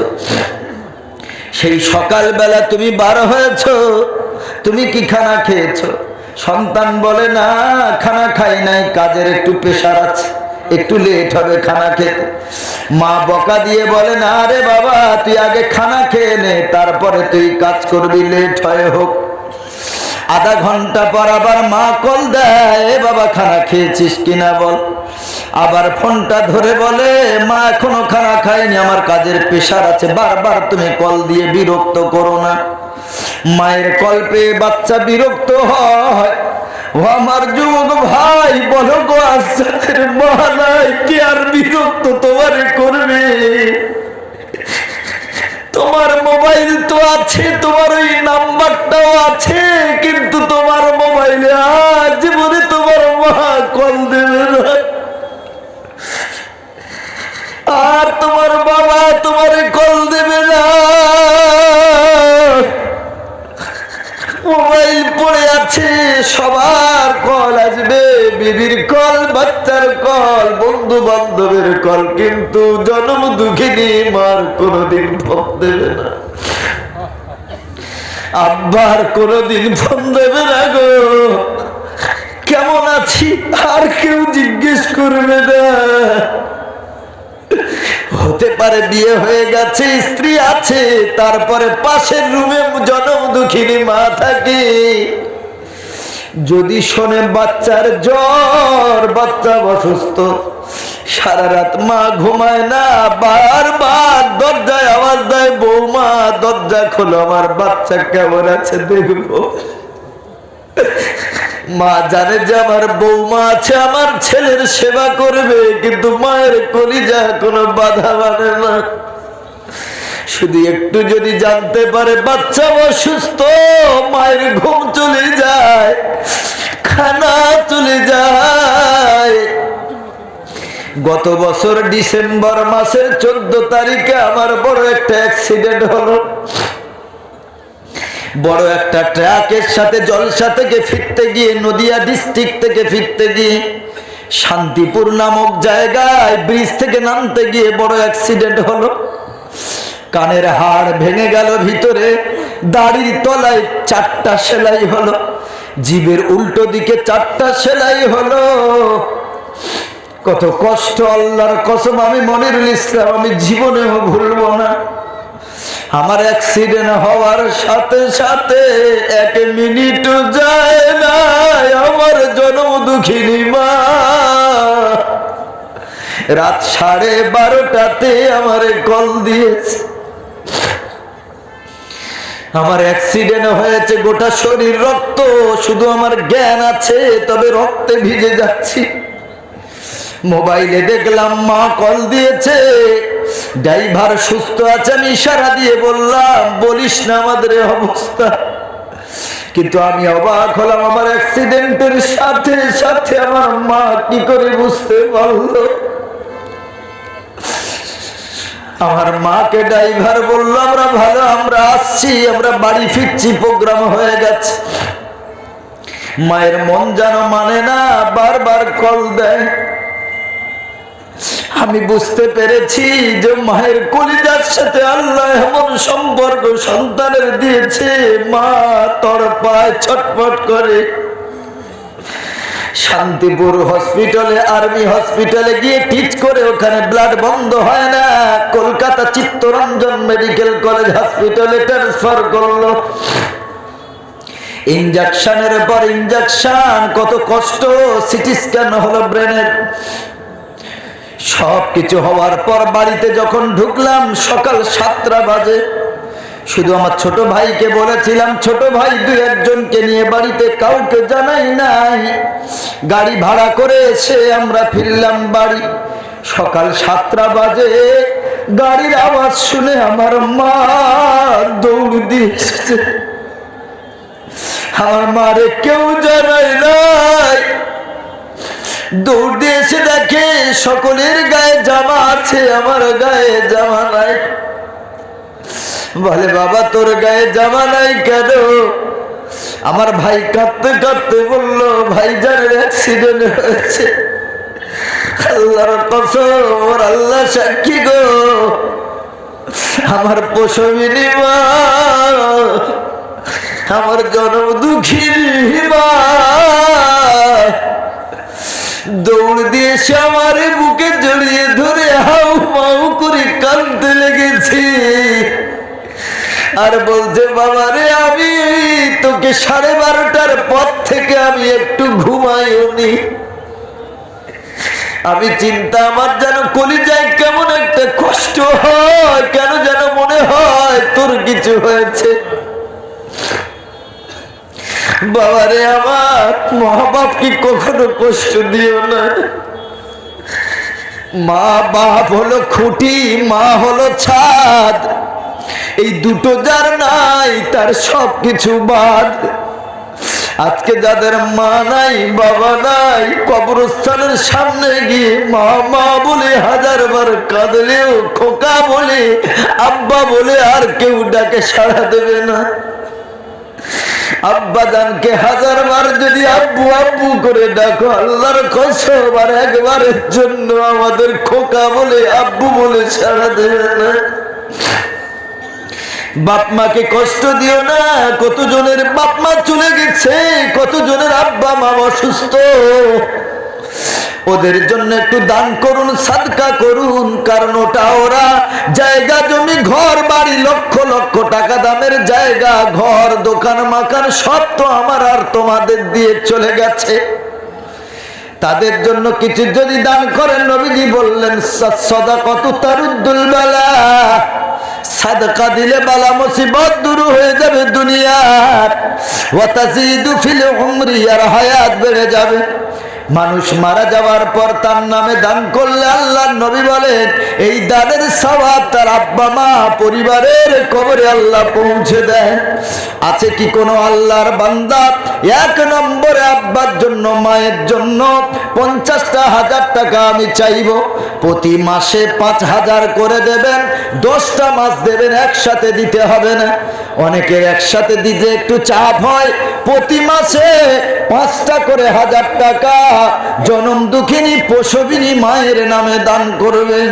মাদ্রাসার এতিম বাচ্চা, মাদ্রাসার বাচ্চাগুলো হাফেজ হবে, আলেম হবে, ওদের থাকার ভালো জায়গা নাই, খাট পালক নাই, ভালো ব্ল্যাঙ্কেট নাই, শীতের সময় ওরা ওই ফ্লোরের উপরে ঘুমায়। জীবনটা কত কষ্টময় ওদের।